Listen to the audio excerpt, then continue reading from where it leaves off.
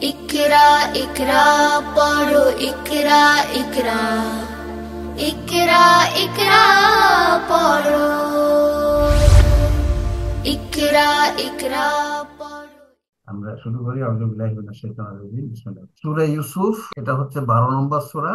এটা একটা মাক্কি সূরা, মানে মাক্কি জীবনে নাজিল হয়েছে।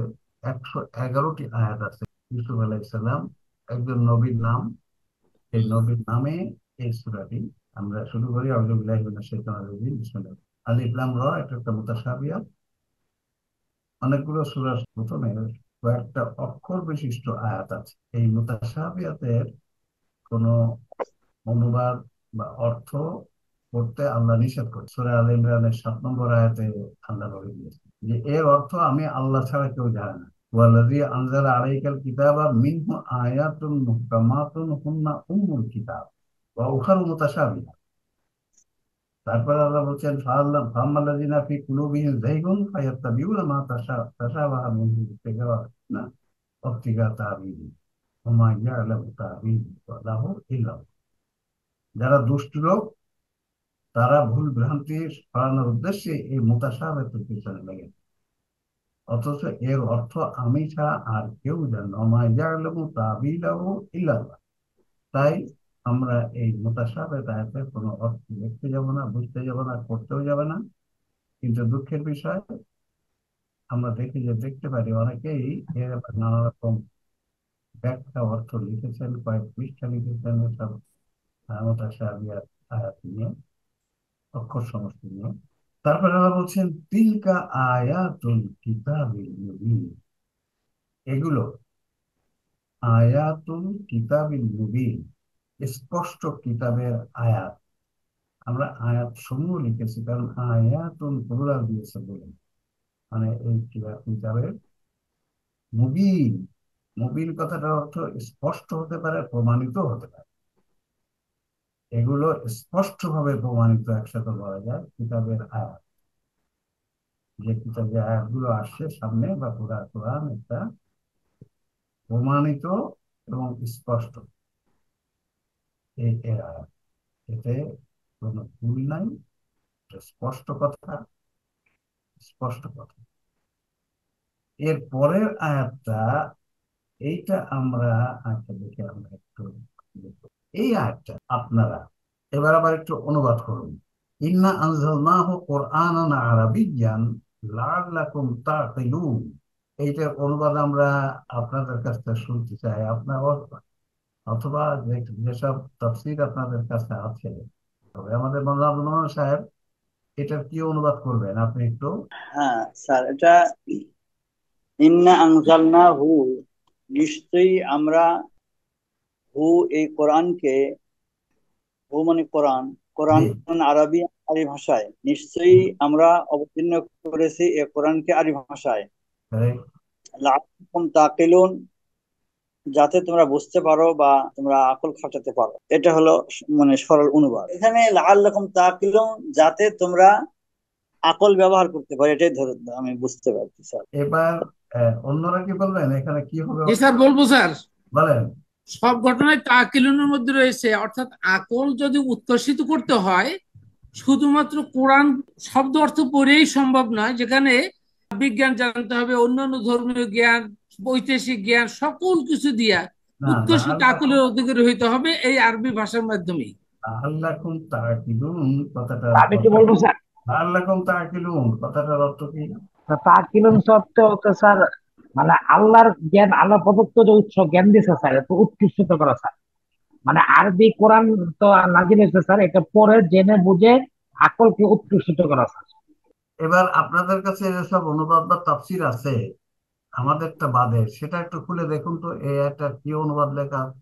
আর আমাদেরটা বাদে এখানে লেখা আছে, ইহা আমি অবতীর্ণ করিয়াছি আরবি ভাষায় হুম, কোরআন, আরবি ভাষায় কোরআন, যাতে তোমরা বুঝতে পারো। এই এটা বুঝতে পারো। লেখা। আপনি বলেছেন বুঝতে পারো অথবা আকল খাটাতে পারো, এই দুটো কথা বলছেন। দুটো কথা জি, বললেন কেন? ওটা তো বুঝতে পারো লিখছে। হ্যাঁ। ওকে, জাফর সাহেব আপনার ওখানে কি লেখা আছে? আমি একটা অনুবাদ করবো স্যার। হ্যাঁ, বলো তোমার যে অনুবাদ আছে তোমার কাছে, তা এখানে কি লেখা আছে? তো এটাতে লেখা আছে যে সত্যিকারের বিশ্বাস তো তারাই, যখন আল্লাহকে স্মরণ করা হয় তখন যাদের অন্তর কেঁপে ওঠে আর যখন না না তাদের না না সামনে। না, এটা তুমি ওই আয়াত না, তুমি এই আয়াতটা দেখো, এইটা বের করো। সূরা ইউনূসের 2 নম্বর আয়াত। তো ইউসুফ, ও সরি স্যার, ও ইউসুফ 2 নম্বরটা স্যার। হ্যাঁ,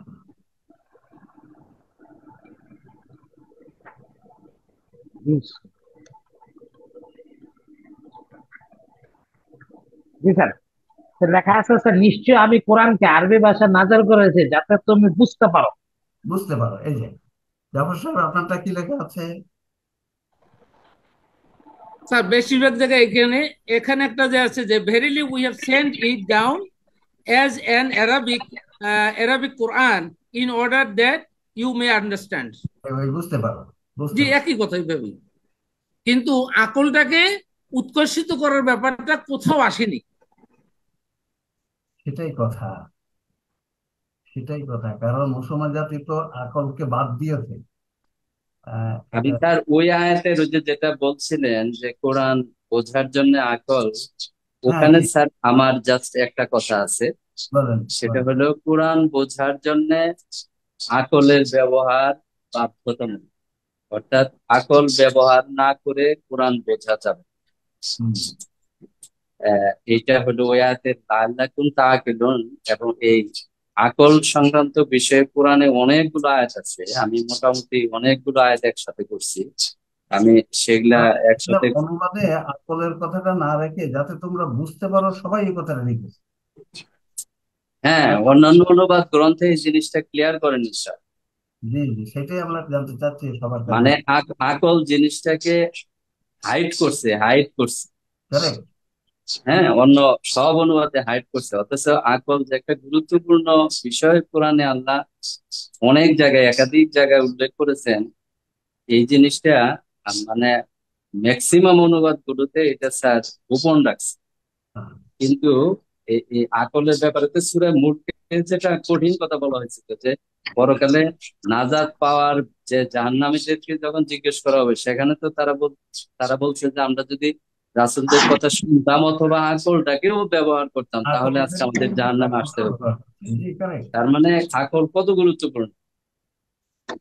আসলে আমাদের অধিকাংশ, প্রায় আমি যত তথ্য দেখছি, কোথাও সবাই লিখছে যাতে তোমরা বুঝতে পারো, যাতে তোমরা বুঝতে পারো। হ্যাঁ, আল্লাহ বলছে তাকিলুন, আকল থেকে তাকিলুন, আকল কথাটা রাখা হয়নি। এটা এক মহা বিপদ। এই নিজের মুকুল সাহেব যেটা বললেন, কারেক্ট। আকলের কথা অসংখ্য জায়গায় কোরআনে বলা হয়েছে। এবং কোরআন যারা, যেটা আর সূরা ইউসুফে আল্লাহ যেটা বলেছেন যে আকল ব্যবহার করবে না, তারা ভুল অর্থ গ্রহণ করবে, ভুল বুঝবে, কোরআনকে ভুল বুঝবে। এই যে আমি আর একটা তাফসীর থেকে বা অনুবাদ থেকে বলছি জি, আয়াতের অর্থ। বলেন। আমি একে আরবি ভাষায় কোরআন বানিয়ে নাজিল করেছি জি, যাতে তোমরা ব্র্যাকেটে আরববাসীরা একে ভালোভাবে বুঝতে পারো। সেই বুঝতে পারোই আছে, জি, বুঝতে পারোই আছে, কিন্তু কথাটা আকল, আকলটাকে কেন রাখা হলো না?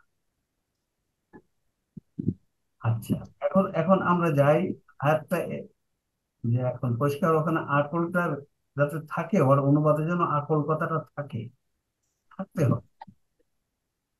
আমরা সেটি করি না, এটা হয়েছে মুশকিল।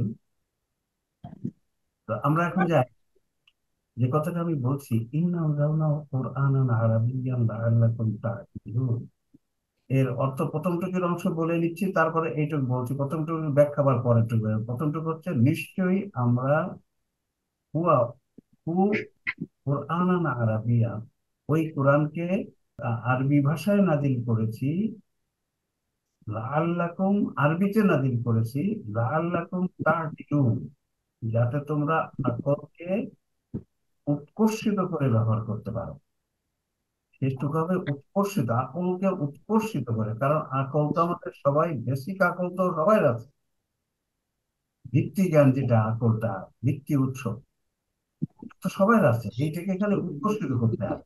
যাতে তোমরা আকলকে লাআল্লাকুম তা'কিলুন, যাতে তোমরা আকল, যে আকলটা আছে সেই আকল কোরআনের তথ্য দিয়ে উৎকর্ষিত করতে হবে কোরআন দিয়ে, তারপরে সেটাকে কাজে লাগাতে হবে। এখন এখন এখানে আরেকটু ব্যাখ্যা দাঁড়ায়, কেন কোরআন দিয়ে, কেন এটা যদি বাংলায় হতো তো অসুবিধা কি?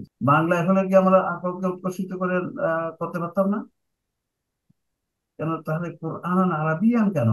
এটা একটা ব্যাখ্যা। কেন আল্লাহ কোরআনকে বলছে আমি আরবি ভাষায় নাযিল করেছি? স্যার এখানে কোরআনের অন্য এক জায়গায় বলা আছে যে কোরআনকে আরবিক করা হয়েছে নবী যেহেতু এবং তার কম যেহেতু আরবিয়ান সেই জন্য। আচ্ছা ঠিক আছে, এটা একটা ব্যাখ্যা, এটা একটা আপনি ব্যাখ্যা দিয়েছেন। স্যার মোহাম্মদের ভাষা স্যার আরবি ছিল স্যার, এই জন্য আরবিতে না তুলেছে স্যার, যার তার মাতৃভাষা আরবি ছিল, এখানে আমাদের তো সেই মাতৃভাষা সেই কথা পড়তে আসে হবে নাই, স্যার। খালি বলছে আমি আরবিতে নাজিল করেছি যাতে তোমরা বুঝতে পারো। এটার কি অন্য কোনো ব্যাখ্যা কি আর হতে পারে?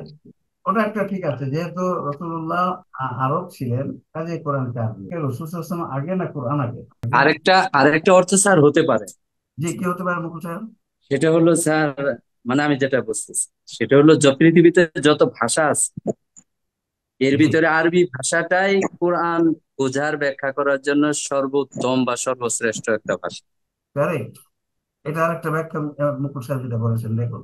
স্যার এইটার সম্পূর্ণ কথা হলো আরবি ভাষার সহজে অন্য যে কোনো ভাষায় ট্রান্সলেট করা যায়। অর্থাৎ আরবি ভাষায় কোরআন নাজিল করার জন্য অন্য যে ভাষায় থাকুক না কেন সেটা সহজে ট্রান্সলেট, তা এখন যার যার মাতৃভাষায় এটা এর বুঝতে পারবে। ব্যাখ্যা এখন নানা হতে পারে, কেন আরবি ভাষায় নাজিল করা হয়েছে। আরবি ইজ দ্য বেস্ট ল্যাঙ্গুয়েজ, তার ব্যাখ্যা কিভাবে আরবি কেন বেস্ট ল্যাঙ্গুয়েজ হবে? দেখুন, আরবিতে একটা শব্দ থেকে অসংখ্য শব্দ বের করা যায়। এটা আমরা রিচ ল্যাঙ্গুয়েজ যেটা বলি, রিচ ল্যাঙ্গুয়েজ। রিচ ল্যাঙ্গুয়েজ যে বলা হয়, richest language of the world. জি জি। আর আমি যে একটা বুঝেছি একটু দেখেন তো, সেটা কি বলেন? সেটা হচ্ছে যে 14 নম্বর সূরা ইব্রাহিমে বলা হয়েছে অমা আরসালনা মির রাসূলিন বিলিসানি কওমিহি লিইউবাইয়িনা লাহুম, আমি প্রত্যেক নবীকে সেই কওমের ভাষাভাষী করে পাঠিয়েছি এই জন্য যে যাতে করে তিনি বুঝাতে পারেন যে তার কওমকে আল্লাহর পক্ষ থেকে কি মেসেজ এসেছে। এটা হলো কোরআনিক কথা। ঠিক আছে। আরেকটা হলো যে আরবি ভাষার ভেতরে একটা বিষয় আছে যা অন্য কোনো ভাষাতে নাই, যেটা হলো একই শব্দের ভেতরে দুইটা কাল একসাথে পাওয়া যায়, Yes, যেটা হলো মুদারি বলা হয়। একই শব্দের মধ্যে দুইটা কাল পাওয়া যায়, হ্যাঁ, কিন্তু yes, ভাষাতে এটা নাই। আর আরবি ভাষায় যত সমার্থক শব্দ রয়েছে এত সমার্থক শব্দ অন্য কোনো ভাষায় নাই। ঠিক যা বলেছেন। হ্যাঁ, যেটা আমরা বলছি আরবি ভাষা বেস্ট ভাষা, তার কারণ কি? এই যে কারণ কয়েকটা বললেন, আরো কারণ আছে। দেখেন, বাংলা বা কোনো ভাষাতে ক্রিয়ার কোনো পুরুষবাচক স্ত্রীবাচক নাই, না, জি, কিন্তু আরবিতে পুরুষবাচক স্ত্রীবাচক আছে। ইউ, ইউ এটা পুরুষ স্ত্রী সবারই হয়, বোঝা যায় না এটা পুরুষ না, কিন্তু আরবিতে এরকম নেই। না, আরবিতে যেখানে আছে সেখানে আনতা আনতি, জি, এখানে পুরুষ স্ত্রী আলাদা আছে দাবি। তাহলে এই জন্যেই আল্লাহ বলেছেন আমি কোরআনকে আরবি ভাষায় এই জন্য নাযিল করেছি, বেস্ট ল্যাঙ্গুয়েজ।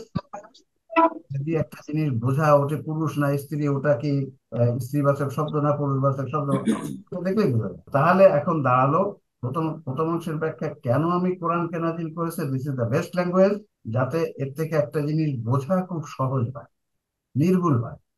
না হলে বুঝতে ওখানে ওই ক্রিয়া দিয়ে বোঝা একটু মুশকিল হয়, আবার ওটা দমিয়ে দিয়ে ওরা পুরুষবাচক না স্ত্রীবাচক, এরকম অনেক কিছু আছে যেটা বুঝতে। আবার একটা শব্দ দিয়ে ওই যে যেটাকে বলা হয় থার্ড পার্সন সিঙ্গুলার নাম্বার, জাআলা, জরাবাত থেকেই কিন্তু সব কথা হয়েছে, যেটাকে বলা হয় মোজাররদ, third person singular number masculine gender, 1 বছর। এইটার থেকে কিন্তু ক্রিয়া ক্রিয়া third person singular number masculine gender, এখান থেকে কিন্তু আরবি শব্দ সব তৈরি। ওই একটু একটা অক্ষর যোগ করে বা একটা ফাতা কাসরা যোগ করে বা কিছু যোগ করে করে একটা শব্দ আর অন্য শব্দ তৈরি। দ্যাট ইজ প্রথম অংশের এটা, যে কোরআন আরবি ভাষায় নাযিল করেছে because it is the best language. আর এর মাধ্যমে যাতে তোমাদের যে ভিত্তি জ্ঞানটা আমরা দিয়েছি আকল, এই আকলটা উৎকর্ষিত করে তোমরা জীবন পরিচালনা করো। জি, এবার তো এবার অনুসার আপনি একটু বলুন। স্যার আমি এভাবে বলতে চাচ্ছিলাম, একটা হচ্ছে আম জনতার বোঝার সুবিধার দৃষ্টিকোণ থেকে, আর একটা বলা যেতে পারে কোরআন সংরক্ষণের দৃষ্টিকোণ থেকে। জি, আম জনতার বোঝার সুবিধার দৃষ্টিকোণ থেকে দেখলে আসলে মাতৃভাষায় যত সহজে তাদেরকে বোঝানো যায় বা তাদের আকলে আসলে বোধগম্য হওয়া বা অনুধাবন আসলে আকলেরই রেজাল্ট। জি, ওরা বুঝতে পারা বলছে, আসলে আকল উৎকর্ষিত হলেই তো কেবল বুঝতে পারা সম্ভব হয়। কারেক্ট। ওই যে কোরআনের সমজাতীয় আয়াতগুলো থেকে বোঝার দৃষ্টিকোণ থেকে বললে আমজনতার জন্য এই জন্য মাতৃভাষার দৃষ্টিকোণ থেকে এই ব্যাখ্যাটা আনা যেতে পারে। আর একটা হচ্ছে আরবি ভাষার সমৃদ্ধশালিতা এবং এর কিওয়ার্ড বা যে আপনি যে কথাগুলো বললেন স্যার, এই দৃষ্টিকোণ থেকে লিখলে যে কোরআন সংরক্ষণ করা সবচেয়ে সহজ। ওই যে কম্পিউটারের একটা বাটনের কথা আপনি স্যার বারবার আপনার কাছ থেকে জানছি স্যার, একই শব্দ যদি শুধু দিত সমার্থক বাদ দিয়ে, তাহলে কিন্তু খুব সহজেই কোরআন চেঞ্জ করে দেওয়ার একটা চেষ্টা চলতে পারতো আর কি, যদিও পারবে না। আল্লাহ দুই দৃষ্টিকোণ থেকেই আর কি কোরআনের আরবি ভাষার এই ব্যাপারটাকে ব্যাখ্যা করা যেতে পারে মনে হয়। আচ্ছা, তাহলে ঠিক আছে, স্যার এখানে আমরা এই স্যার আরেকটা তথ্য আমি একটু সংযোজন করতে চাই। স্যার বলেন।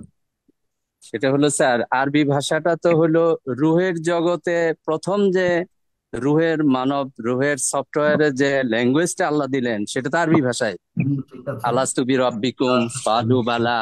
জি, তার মানে প্রত্যেক রুহের আমাদের সফটওয়্যারে আরবি ভাষাটা আখিরাতের ভাষা এবং শুরু থেকে ওটা আল্লাহ ইনস্টল করে দিচ্ছে। এটা সমৃদ্ধি হওয়ার কারণ এটাও একটা হতে পারে স্যার। হ্যাঁ, হতে পারে। তো যাই হোক, তাহলে আমরা আলহামদুলিল্লাহ এই 2 নম্বর আয়াতটা আমরা অনুবাদটাও আমাদের বইতে আমরা এভাবেই লিখেছি। আমরা অনুবাদটা লিখেছি দেখুন এইভাবে। স্যার কোরআনের পূর্বে আরো যে 3টি আসমানি কিতাব, এগুলো কিন্তু আরবি ভাষায় ছিল না। একটা আচ্ছা, ছিল ইউনানি ভাষা, একটা সুরিয়ানি ভাষা, একটা হিব্রু ভাষায় ছিল। হ্যাঁ, ঠিক বলেছেন।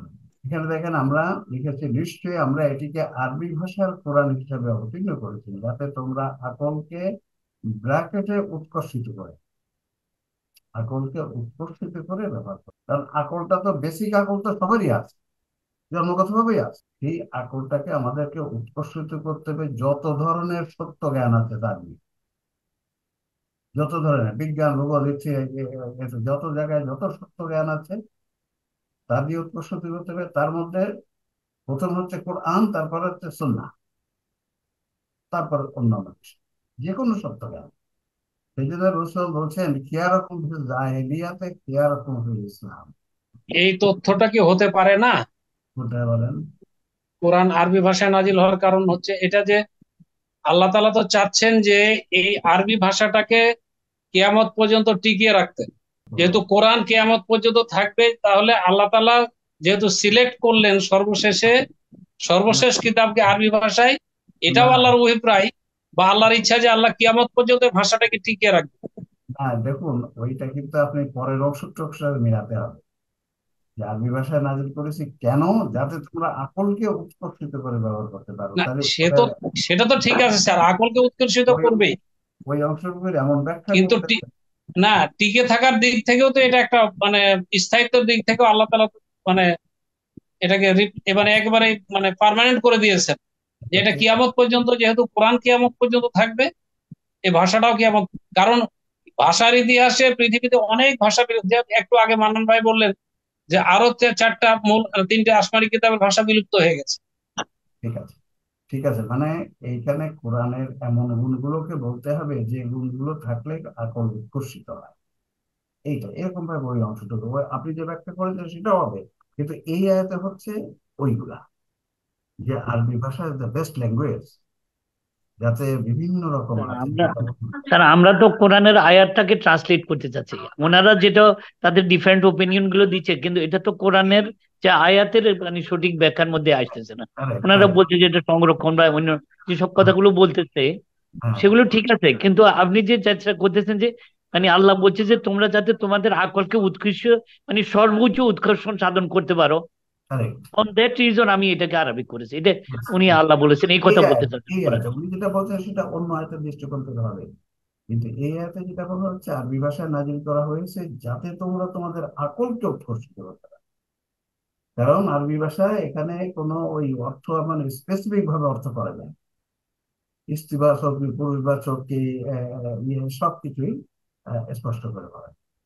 এটাকে নির্দিষ্ট অনির্দিষ্ট এত চমৎকার ভাবে ওখানে আছে ভাষা। ওয়াহেদ ইসমিয়ান জামা, অন্য ভাষায় এরকম নাই। একবচন, দ্বিবচন, দ্বিবচন, বহুবচন। তারপরে ক্রিয়ার স্ত্রীবাচক পুরুষবাচক, এটাও অন্য ভাষা কোনো ভাষা নাই। তো যাক, আমরা পরে যেতে যাই। আলহামদুলিল্লাহ। নাহনু নাকুসসু আলাইকা আহসানাল কাসাসি বিমা আওহাইনা ইলাইকা হাযাল কোরআন, আমরা তোমার কাছে সর্বোত্তম কাহিনী বর্ণনা করছি। কাসাস মানে এর পরে ইসা আলাইহিস সালামের কাহিনী আসবে, তো সেই কাহিনীর কথা বলছে। আহসানাল কাসাস, সর্বোত্তম কাহিনী বর্ণনা করছি তোমার প্রতি এই কোরআন ওহী করার মাধ্যমে। ওহী করার মাধ্যমে তোমার কাছে এই কোরআন আমরা ওহী করে ওই সর্বোত্তম কাহিনীগুলো বর্ণনা করছি। কোরআনে অনেক কাসাস আছে। কাসাস মানে কাহিনী বা ঘটনা, আর আছে উদাহরণ, আমসাল। এই আমসাল আর কেসার আয়াত কোরআনে সব থেকে বেশি। তো এইখানে সে একটা কাসাস, একটা ঘটনা, একটা কাহিনী, একজন নবীর একটা কাহিনী বলছে। সেটা আমরা সে কাহিনী অনেকেই জানি। তারপরে আমরা কোরআন থেকে এখন দেখি সেভাবে কোরআন কিভাবে সে কথা নিয়ে আসে। বিমা আওহাইনা ইলাইকা, তোমাকে ওহী করেছি। দেখেন এই যে ওহী, এই আওহাইনা ওহী কথাটি আমরা কিন্তু ওহী মনে করি যে খালি এই কোরআন ওহী করেছে, এই ওহী। ওহী কথাটির কিন্তু এইখানে আওহাইনা ওহী করেছি নবীর প্রতি, কিন্তু ওহী কথাটির মানে মৌমাছির কাছে আল্লাহ ওহী করেছে, কবরকে ওহী করে, মাটিকে ওহী করে, গাছপালাকে ওহী করা হয়। তাহলে ওহী কথার একটা হচ্ছে অর্থ হচ্ছে ওহী, আর একটা হচ্ছে বিভিন্ন ধরনের যে গাছপালাদের কাছে হয়। আর একটা হচ্ছে আমি মানুষ আমার সাথে কথা বলতে পারে না, যেটা আল্লাহ বলছে। ওখানে বলছে মানুষ কথা বলতে পারে আল্লাহর সাথে তিন উপায়, একটা হচ্ছে ওহীর মাধ্যমে, আর একটা পর্দার অন্তরালে থেকে, আর একটা হচ্ছে জিবরাইলের ওহী। মা কান আলি বাশারিন আন মা কানা ইউকাল্লিমাহু লিবাশারিন আন ওয়াহিয়ান আও মিন ইউকাল্লিমাহু ওয়ারাই হিজাব ইল্লা ওয়াহইয়ান আও মিন আও মিন ওয়ারাই হিজাব। ওয়ারাই হিজাব। তাহলে আল্লাহর সাথে তিন ভাবে কথা বলা যায়, বা আল্লাহ মানুষের সাথে তিন ভাবে কথা বলে। একটা হচ্ছে ওহী, আর একটা হচ্ছে পর্দার অন্তরালে, আর একটা হচ্ছে জিবরাইলের ওহী, বাণী বাহকের মাধ্যমে। বাণীবাহক জিবরাইল আলাইহিস সালাম। তাহলে প্রথম ওহীটা কি? যার মাধ্যমে আল্লাহর সাথে আমাদের কথা হতে পারে। আল্লাহর সাথে সামনাসামনি বসে কথা কেউ বলতে পারে, কিন্তু এই তিন ভাবে কথা হয়। নবী রাসূলগণ এই তিন ভাবে কথা বলেছেন, কিন্তু সাধারণ মানুষের জন্য আছে খালি প্রথম ওহীটা, যেটাকে আমরা আমরা বলেছি খুদে বার্তা বা এসএমএস। বর্তমান যুগে যে এসএমএস বোঝা যায় যেমন, সেই এসএমএস। তাহলে এখানে আমরা ওই কথাটা একটু ব্যাখ্যা আসলো, কিন্তু এখানে আল্লাহ বলছেন তোমার প্রতি এই কোরআন আমি ওহী করেছি, মানে জিবরাইলের মাধ্যমে তোমার কাছে আমি ওহী পাঠিয়েছি এই কোরআন এর মাধ্যমে। যদিও এর পূর্বে তুমি এ ব্যাপারে বেখবরদের অন্তর্ভুক্ত ছিলে। আল্লাহ কি বলছে দেখো, ওয়াইন কুনতা মিন ক্বাবলিহি লামিনাল গাফিলিন, কোরআন আসার আগে তুমি এসব কিছুই জানতে না। রাসূলুল্লাহ সাল্লাল্লাহু আলাইহি ওয়াসাল্লাম তো ছিলেন একজন নিরক্ষর মানুষ, নিরক্ষর। ওনার এসব বিষয় সম্বন্ধে জ্ঞান আগে ছিল না, কিছুই জানতেন না। তাহলে কোরআনের মাধ্যমে এই ঘটনা আগে তো কেউ জানতেন না।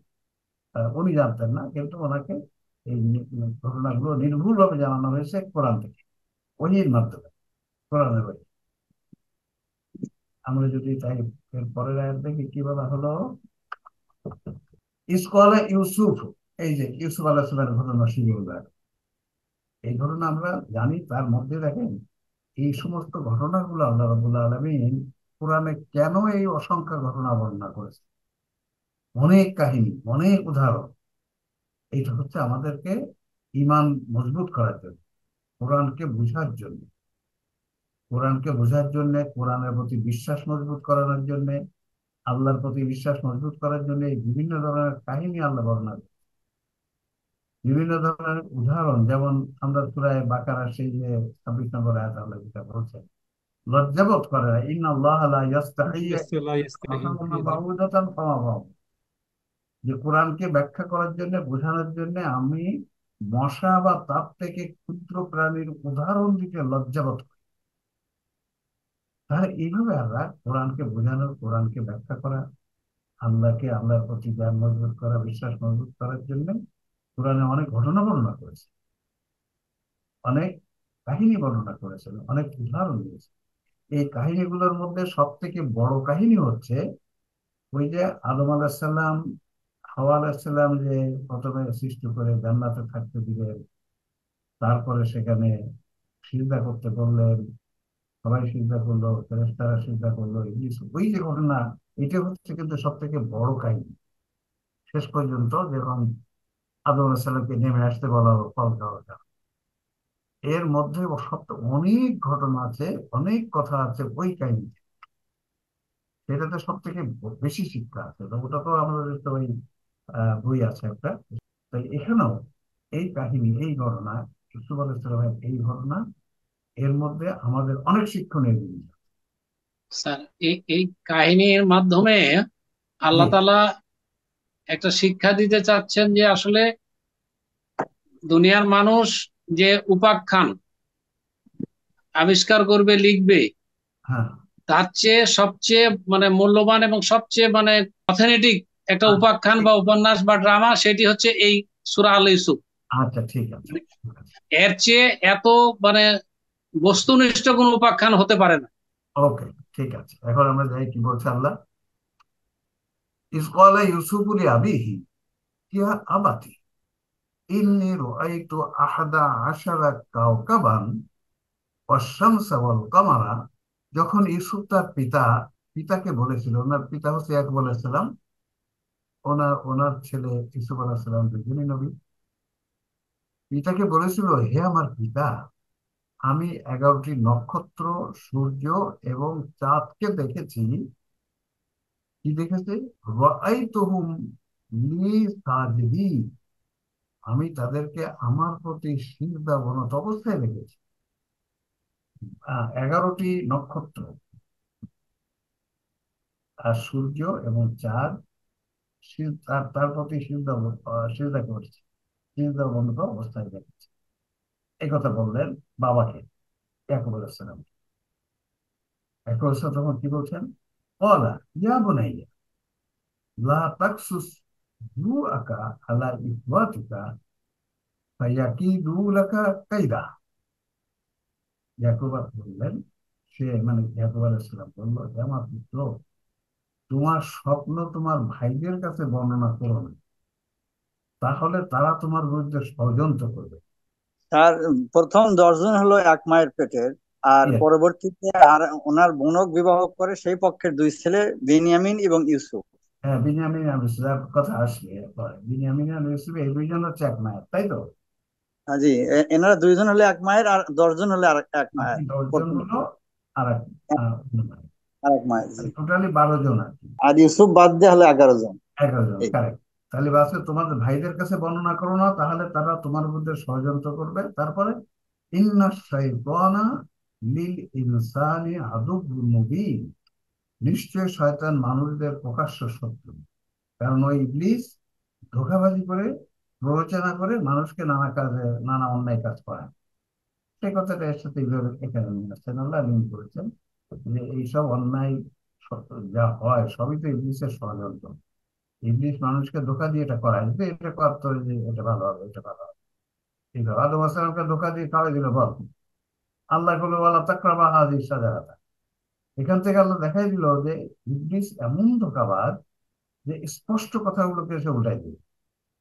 وكذلك يستبيك ربك ويعلمك من تأويل الأحاديث ويتم نعمته عليك وعلى آل يعقوب। এভাবে তোমার রব তোমাকে মনোনীত করবেন। ওয়াকাযালিকা ইয়াস্তাবিকা, মনোনীত করবেন। আচ্ছা, রব্বুকা ওয়া ইউআল্লিমুকা মিনাত তা'বিল আল আহাদিস, এবং তোমাকে স্বপ্নের বিভিন্ন কথার ব্যাখ্যা শিক্ষা দেবেন। ইসুফ আলাইহিস সালাম একটা স্বপ্ন ব্যাখ্যা করতে পারতেন, আল্লাহ তাকে শিখিয়েছে। তাবিলিল আহাদিস, আহাদিস ওয়া ইউতিম্মা নি'মাতাহু আলাইকা ওয়া আলা আলি ইয়াকুব, এবং তোমার প্রতি ও ইয়াকুবের পরিবার পরিজনদের প্রতি তার অনুগ্রহ পূর্ণ করবে। এভাবে তোমার প্রতি ও ইয়াকুবের এর মধ্যে তোমাকে আমি আহ, স্বপ্ন ব্যাখ্যা, কিভাবে স্বপ্ন ব্যাখ্যা করতে হয়, এভাবে নিয়ামত পূর্ণ করবেন। কামা আতাম্মাহা আলা আবওয়াইকা মিন ক্বাবলু ইব্রাহিমা ওয়া ঈসা, যেভাবে তিনি তা পূর্বে পরিপূর্ণরূপে পূর্ণ করেছিলেন তোমার পিতৃপুরুষ ইব্রাহিম ও ইসহাকের সাথে। তাহলে পিতৃপুরুষ যে ইব্রাহিম ও ইসহাক ছিলেন, ওনাদের স্যার, এই আগে এই এই এই কওলটা কি আল্লাহ তাআলা না ইয়াকুব আলাইহিস সালামের, যেটা আল্লাহ কোট করেছেন? কাজালিকে, না এটা আল্লাহ, আল্লাহ আল্লাহ তোমাকে মনোনীত, এভাবে তোমার রব তোমাকে মনোনীত করবেন, এটা আল্লাহর কথা। যেভাবে তিনি তোমার পূর্বে পূরণ করেছিলেন পিতৃপুরুষ ইব্রাহিম ইসহাকের প্রতি। ইন্না রব্বাকা আলিমুন হাকিম, এই যেখান থেকে বোঝা যাচ্ছে আরো পরিষ্কার, নিশ্চয়ই তোমার রব মহাজ্ঞানী ও প্রজ্ঞাবান। আলিমুন হাকিম, আলিম এর থেকে আলিম, সেখানে বলে মহাজ্ঞানী এবং প্রজ্ঞাবান। তো ঘটনা স্যার শুরু করে দেবো, কাহিনী কেবল শুরু হলো ইউসুফ আলাইহিস না, সালামের। আমরা ইয়াকুব আলাইহিস সালামের কথা, এটা তো ইয়াকুব আলাইহিস সালামের কথা স্যার। এটা কি ইয়াকুব আলাইহিস সালামের কথা? জি জি স্যার। একটু দেখি, বলা ইয়া বুনাইয়া, হ্যাঁ, এটা এটা ইয়াকুব আলাইহিস সালাম বলছেন। জি, ইন্না এটা ইয়াকুব আলাইহিস সালাম তার ওই ইউসুফ আলাইহিস সালামকে এই কথাগুলো বলতেছেন যে বলা ইয়া আল্লাহ। বুনাইয়া লা তাকসু, উনি বললেন, হ্যাঁ, যে ঘটনা বললো না, তোমার ভাইদের বললো না, ইন্না হ্যাঁ, সায়াতিন, এই কেন কেন ঘটনাগুলো বললেন? ইয়াকুব আলাইহিস সালাম তার কেন বললেন ছেলেকে। এটা বুঝে যাচ্ছে ইয়াকুব আলাইহিস সালাম, ইয়াকুব বললো, হ্যাঁ। 4 জি নম্বর। জি 5 জি নম্বরে ওয়াকাযালিকা ইয়াস্তাবিকা রাব্বুকা ওয়া ইউআল্লিমুকা মিনাত তা'বিলিল আহাদিস, এভাবে তোমার রব তোমাকে মনোনীত করবেন এবং তোমাকে স্বপ্নের বিভিন্ন কথা, রব তোমাকে মনোনীত করবেন এবং তোমাকে স্বপ্নের বিভিন্ন কথার ব্যাখ্যা শিক্ষা দেবেন, এবং তোমার প্রতি ইয়াকুবের পরিবারে না, ইয়াকুবের পরিজনের প্রতি তার অনুগ্রহ পূর্ণ করবেন। এটা তো ইয়াকুব আলাইহিস সালামের কথা নয়, এটা হ্যাঁ, আল্লাহ, এটা আল্লাহর কথা।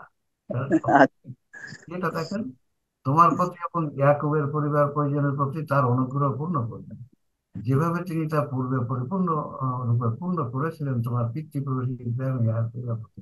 নিশ্চয়ই তোমার রব মহাজ্ঞানী, এটা আল্লাহর কথা। বর্ণনা ভঙ্গি হয়ে যাচ্ছে আল্লাহ।